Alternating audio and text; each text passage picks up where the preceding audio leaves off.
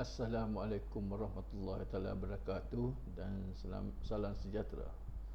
Jadi pada hari ini kita akan belajar di bab 5, tingkatan 5, iaitu gerakan.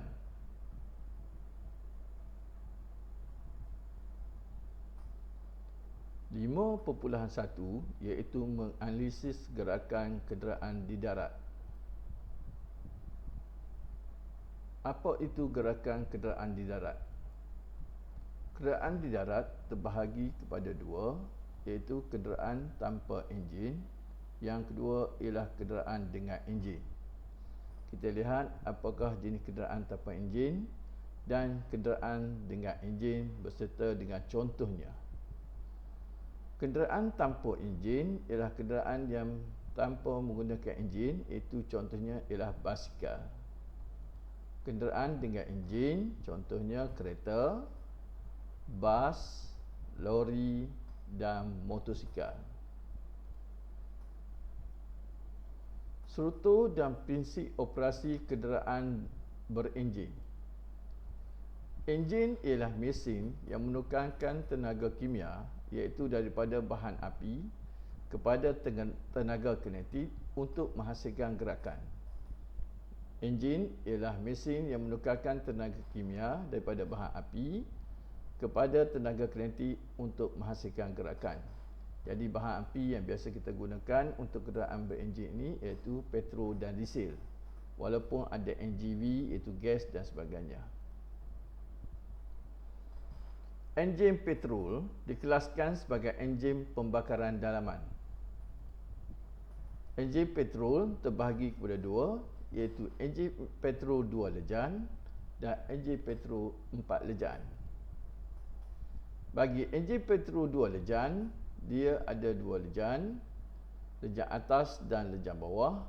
Manakala bagi enjin petrol 4 lejan, dia mempunyai 4 ombuh ataupun 4 lejan, iaitu 2 ombuh bergerak ke atas, manakala 2 ombuh bergerak ke bawah. Kalau enjin petrol 2 lejan, 1 ombuh ke atas dan 1 ombuh ke bawah. Setiap ombuh bagi enjin petrol 4 lejan bergerak dalam 4 peringkat, dikenali sebagai kita pembakaran 4 lejan. Prinsip operasi enjin petrol 4 lejan. Dia ada injak masuk, ada injak exhaust. Pada lejan aruhan ataupun lejan pertama, injak masuknya adalah terbuka, manakala injak exhaustnya adalah tertutup. Ini injak exhaust dia tutup, injak masuk dia terbuka. Jadi apabila injak masuk terbuka, bahan api dan udara akan masuk ke dalam ruang ini, ruang di atas ombuh ataupun dalam silinder. Ombuh bergerak ke bawah. Apabila ombuh bergerak ke bawah, silinder akan mempunyai tekanan yang rendah. Apabila tekanan rendah, maka bahan api dan udara akan disenduk ke dalam silinder. Ini adalah acik ekor. Campuran bahan api dan udara disenduk ke dalam silinder disebabkan ombuh bergerak ke bawah, maka di sini tekanan jadi rendah, maka bahan api dan udara akan disenduk ke dalam silinder. Kita tengok lejan kedua. Lejan mampatan. Injak masuk dan injak exhaust akan ditutup. Selepas itu, ombuh bergerak ke atas. Apabila ombuh bergerak ke atas, campuran udara dan juga petrol akan dimampatkan.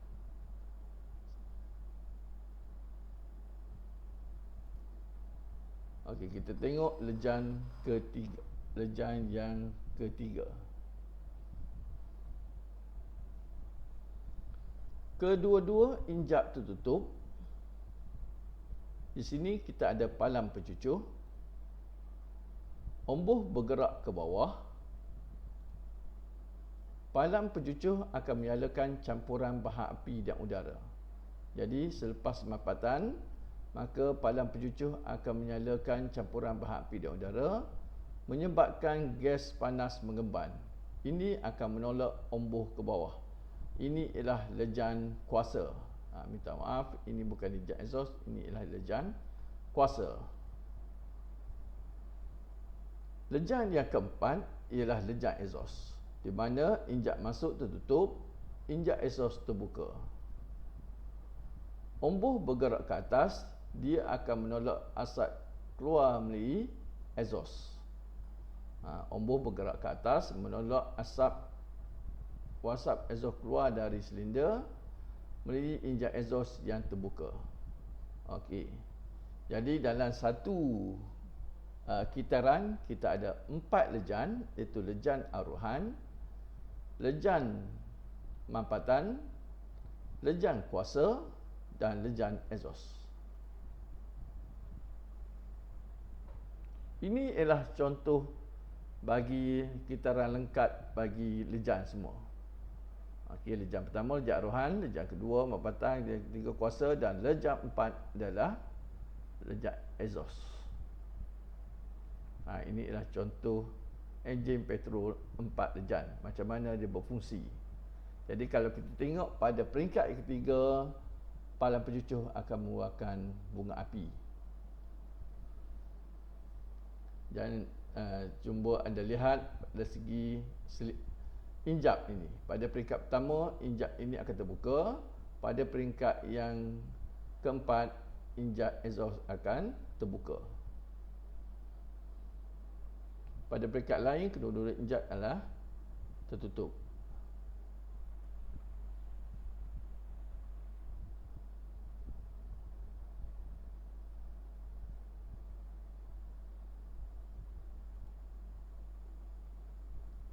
Enjin diesel 4 lejan. Jadi saya telah terangkan sebelum ini, bahan bakar yang kita gunakan dalam enjin ada dua, iaitu petrol dan diesel. Sama seperti enjin petrol 4 lejan, bagi lejan aruhan enjin diesel 4 lejan, injak masuk terbuka, injak exhaust tertutup. Apabila injak masuk terbuka, bukan diesel yang masuk, yang akan masuk nanti ialah udara. Ombuh bergerak ke bawah, menyebabkan udara disedut masuk ke dalam silinder. Bagi lejan mampatan, sama seperti konsep enjin petrol 4 lejan, kedua-dua injak tertutup, ombuh bergerak ke atas, udara termampat. Udara dalam silinder dimampatkan sehingga ketekanan dan suhu yang tinggi. Peringkat yang ketiga ialah lejan kuasa. Dalam enjin diesel 4 lejan, tidak ada palang pencucuh. Yang hanya ada adalah pemancit.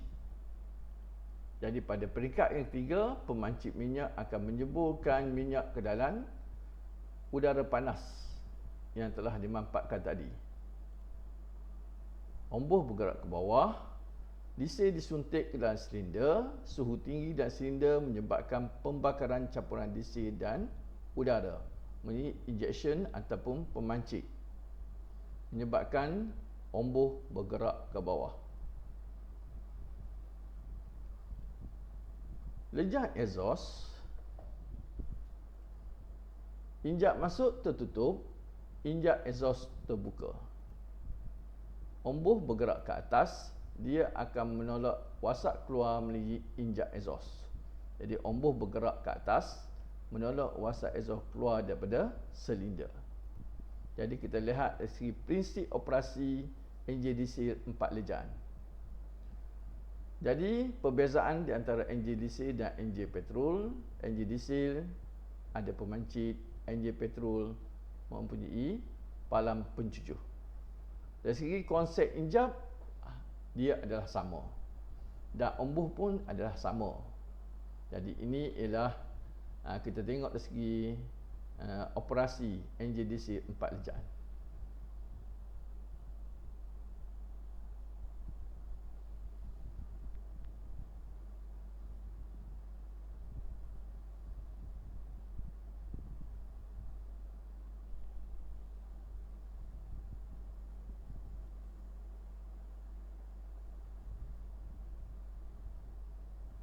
Jadi dalam enjin petrol 2 lejang pula, kita ada palang pencucur, lejang atas, lejang ke atas,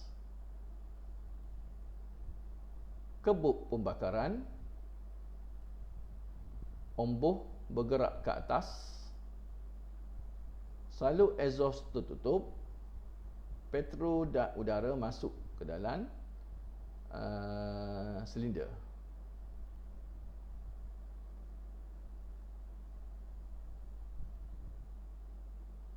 Kebuk engkol. Jadi udara dan petrol akan masuk ke dalam kebuk engkol. Campuran bahan api dan udara dalam kebuk pembakaran dimanfaatkan bagi lejang ke atas. Campuran petrol dan udara disalurkan ke dalam kebuk engkol.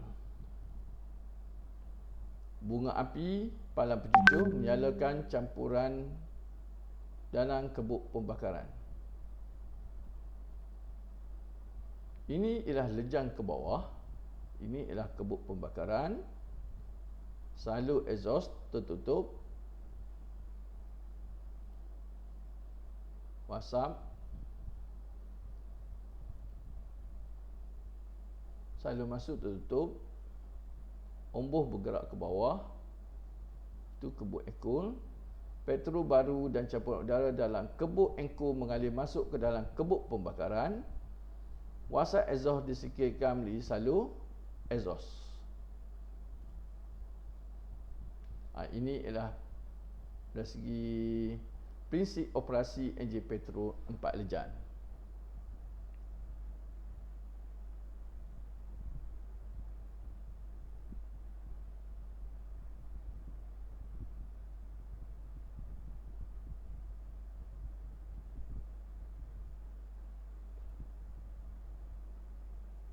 Perbandingan antara enjin petrol 4 lejang, enjin diesel 4 lejang dan enjin petrol 2 lejang. Persamaan bagi enjin petrol 4 lejang, enjin diesel 4 lejang dan enjin petrol 2 lejang. Kesemua enjin ialah enjin pembakaran dalaman. Kesemua enjin menukarkan tenaga kimia menjadi tenaga haba dan tenaga kinetik. Dari segi perbezaan,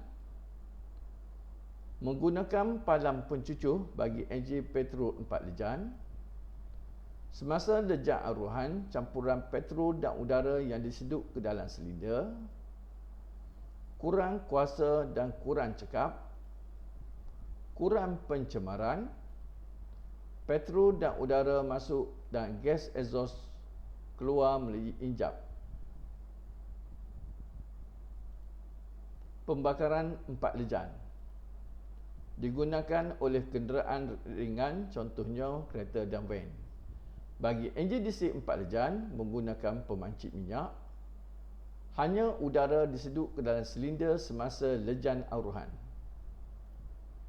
Lebih kuasa dan lebih cekap, pencemaran yang lebih, diesel disuntik ke dalam silinder melalui pemancit minyak dan gas exhaust keluar melalui injap. Pembakaran 4 lejang digunakan oleh kenderaan berat, contohnya lori dan bas. Bagi enjin petrol 2 lejang menggunakan palang pencucur, campuran petrol dan udara disedut masuk ke dalam kebuk engkol, kurang cekap berbanding enjin petrol 4 lejang, lebih pencemaran, petrol dan udara masuk dan gas exhaust keluar melalui salur keluar. Pembakaran 2 lejang digunakan oleh kenderaan motosikal dan motor pemotong rumput ataupun mesin rumput.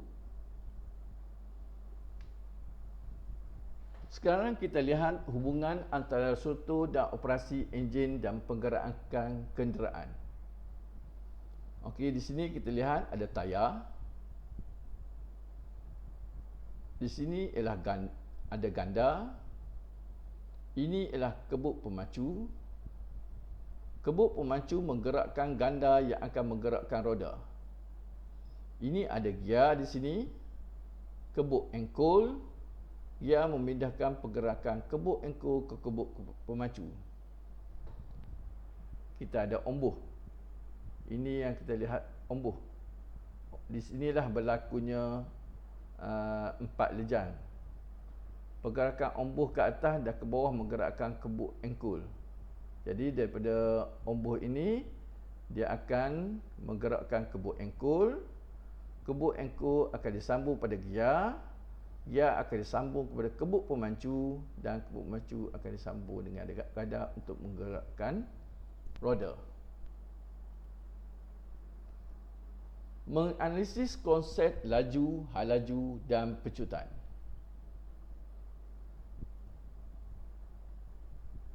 Laju, halaju dan pecutan. Jarak. Kita tengok dulu ialah jarak. Jumlah jarak yang dilalui oleh objek bergerak. Jarak ialah jumlah jarak yang dilalui oleh objek bergerak. Unit SI ialah meter. Dia mempunyai magnitude dan kuantiti ialah skala. Laju, jarak yang dilalui oleh suatu objek per unit masa. Jarak yang dilalui oleh satu objek per unit masa. Formula dia, jarak yang dilalui bahagi masa yang diambil. Unit SI, meter per saat. Magnitude, ada magnitude. Kuantiti ialah skala. Bagi halaju, jarak yang dilalui ke arah tertentu per unit masa. Kalau laju tidak ada arah, halaju dia ada arah. Formula dia sama seperti formula laju. Jarak dilalui ke arah tertentu bahagi masa yang diambil. Unit SI adalah meter per saat. Magnitude ada, arah ada dan kuantiti ialah vektor. Bagi pecutan, kadar perubahan halaju atau perubahan halaju per unit masa. Formula dia, halaju akhir tolak halaju awal bahagi masa. Unit dia meter per saat kuasa 2. Dia ada magnitude, dia ada arah dan kuantiti ialah vektor. Bagaimanakah cara kita nak mengukur halaju dan pecutan bagi objek yang bergerak di dalam makmal saiz? Okey. Jadi buat masa ini kita PKPP, jadi tidak dibenarkan menjalankan amali secara berkumpulan. Jadi kita boleh membuat amali secara individu ataupun tunjuk cara oleh guru. Apa yang perlu disediakan adalah jangka masa detik atau pita detik, jangka masa detik, pita detik, sumber kuasa, troli, landasan dan bongkah kayu ataupun sembarang benda yang meningkatkan landasan ini, menaikkan landasan ini. Jadi kita letak landasan ini bentuk condom macam ni. Letakkan troli, kita pasang jangka masa detik dengan pita detik, lepas tu pita detik disambungkan pada troli. Selepas itu kita akan lepaskan troli. Kita akan hidupkan jangka masa detik dan kita akan lepaskan troli, maka jangka masa detik akan menanda detik pada pita detik. Jangka masa detik menggetar pada frekuensi 50 Hz dan menghasilkan satu siri titik pada pilihan titik yang terlekat pada objek yang sedang bergerak. Frekuensi 50 Hz bermaksud jangka masa detik mencetak 50 titik pada pilihan titik dalam satu saat. Masa antara dua titik ialah 0.02 saat. 0.02 saat ini ialah 1 detik. 2 titik bersamaan dengan 1 detik. Jika kita kira ada 11 titik, maka dia bersamaan dengan 10 detik. 10 detik masa dia 10 darab 0.02 sama dengan 0.2 saat. Seterusnya kita memahami konsep inersia. Inersia ialah kecenderungan satu objek untuk mengekalkan keadaan rehat atau gerakan seragam, ataupun keadaan pegun atau keadaan gerakan seragam. Semasa bas memberik secara tiba-tiba, penumpang-penumpang di dalam bas akan terhumbang ke hadapan. Jadi itu ialah satu contoh inersia gerakan. Apabila bas bergerak, kita berdiri di dalam bas, tiba-tiba bas break secara tiba-tiba, maka penumpang-penumpang akan terhumbang ke hadapan. Apabila kita letakkan satu kertas di atas gelas dan kita letakkan duit shilling, apabila kita tarikkan kertas atau cardboard dengan cepat, kita akan dapati duit shilling ini akan jatuh ke dalam gelas dan tidak ikut kertas ataupun cardboard tersebut. Hubungan antara jisim dan inersia. Jisim dan inersia adalah berkadar terus. Semakin besar jisim suatu objek, semakin besar inersianya. Jadi kita lihat di sini, ini anak dia yang kecil, maka dia mudah untuk ayunkan buaya ini. Ini anak dia yang besar, maka dia susah untuk ayunkannya. Sama seperti ini kereta tolak yang kosong, maka dia mudah untuk tolak. Ini kereta tolak yang ada jisim yang banyak, maka dia susah untuk menolaknya. Inferen bagi inersia satu objek dipengaruhi jisim objek. Seterusnya kita lihat konsep momentum.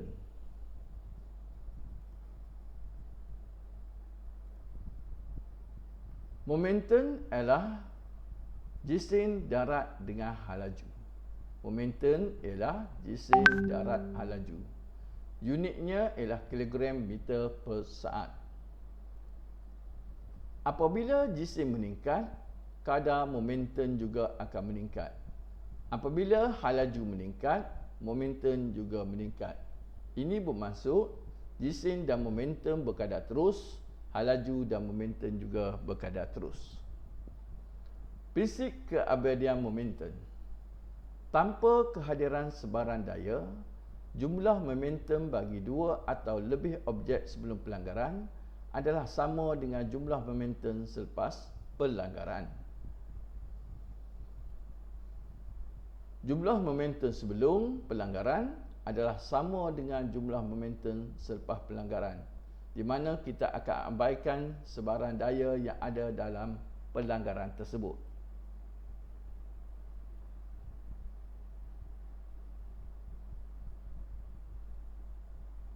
Ini ialah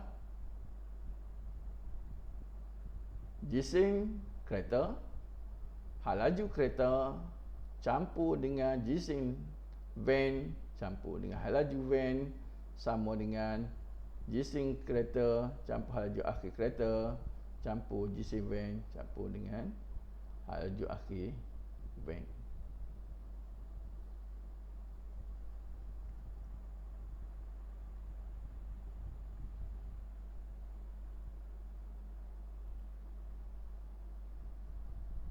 Hubungan antara momentum dengan jisim. Untuk mengkaji hubungan antara momentum dengan jisim, tujuan dia, hipotesis dia, semakin tinggi jisim bagi objek yang sedang bergerak, semakin tinggi momentum objek itu. Pemboleh ubah dimanipulasi ialah jisim troli, bergerak balas momentum troli, tetap hal laju troli, ketinggian semasa troli dilepaskan, kecenderungan landasan. Bahan dan radas, dua troli yang sama, landasan, bongkah kayu, plastising. Jadi apabila kita buat eksperimen ini, perhatian dia, troli satu, jarak perubahan gerakan bongkah kayu adalah 3 cm. Bagi dua troli, kita letakkan dua troli, kita lekatkan dua troli, jarak perubahan gerakan bongkah kayu adalah 6 cm. Kesimpulan dia, semakin berat satu objek bergerak, semakin besar momentumnya. Ini adalah contoh laporan yang ringkas bagi eksperimen hubungan antara momentum dengan jisim.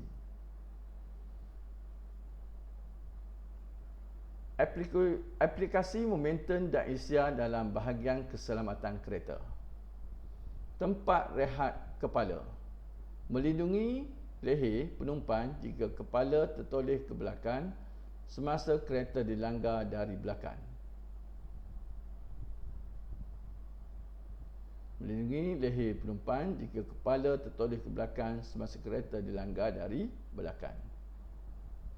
Beg udara atau airbag menghalang muka penumpang daripada terhempas ke papan muka, steering kereta dan cermin kereta. Bumper direka supaya dapat menyerat hantaman yang disebabkan oleh pelanggaran. Inilah semua fungsi-fungsi keselamatan dalam kereta. Bahagian hadapan dan belakang kenderaan, bahagian hadapan dan bahagian belakang kenderaan direka untuk remuk bagi menyerat kesan pelanggaran. Tali pinggang keledar menghalang penumpang daripada bergerak ke hadapan semasa kenderaan berhenti mengejut yang disebabkan oleh inersia. Jadi kita ada 5 ciri-ciri keselamatan yang terdapat dalam kereta, iaitu tempat rehat kepala, beg udara atau airbag, bahagian hadapan dan belakang kenderaan yang mudah remut, tali pinggang keledar dan juga bumper. Dan juga kita ada sistem brake mengurangkan laju kenderaan supaya momentum dapat dikurangkan.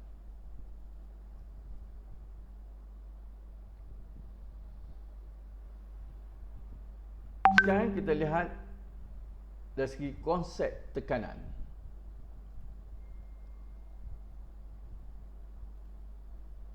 Tekanan ialah daya per unit luas. Formula dia daya bagi luas.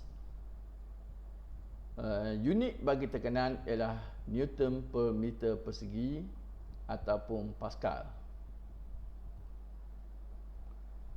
Jika luas berkurang, maka tekanan akan meningkat. Contohnya bagi kita potong daging dengan pisau, kita membenamkan paku dengan tukul.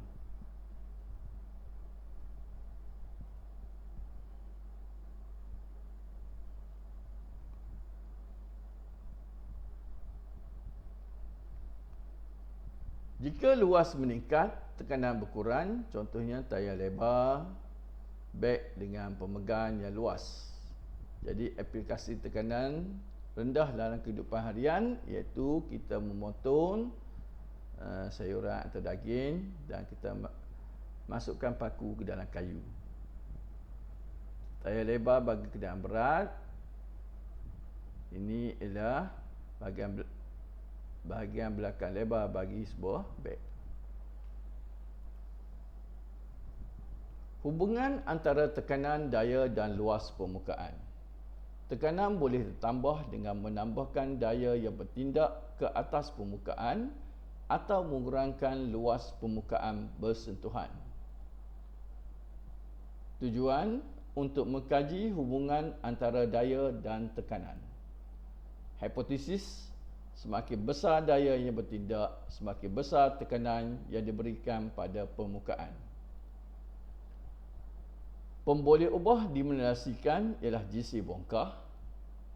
Pemboleh ubah bergerak balas ialah tekanan pada permukaan.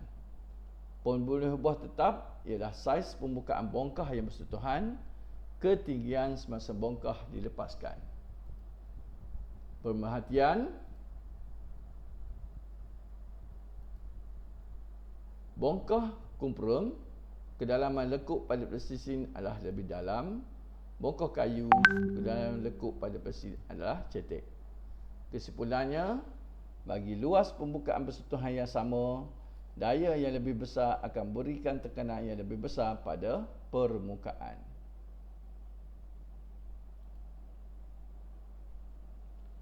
Okey, setakat itu saja untuk hari ini. Jadi cikgu harap murid-murid dapat mengulang kaji dan mencari latihan-latihan yang berkaitan dengan tajuk yang cikgu ajar pada hari ini. Jadi cikgu harap murid-murid berilah perhatian untuk peperiksaan SPM yang akan datang. Jadi cikgu ucapkan terima kasih, dan jika ada yang perlu penambahan ataupun perlukan pemahaman lebih, murid-murid bolehlah berhubung dengan guru sains, mata pelajaran sains kelas masing-masing. Jadi sekian, cikgu ucapkan terima kasih dan jumpa lagi di lain masa.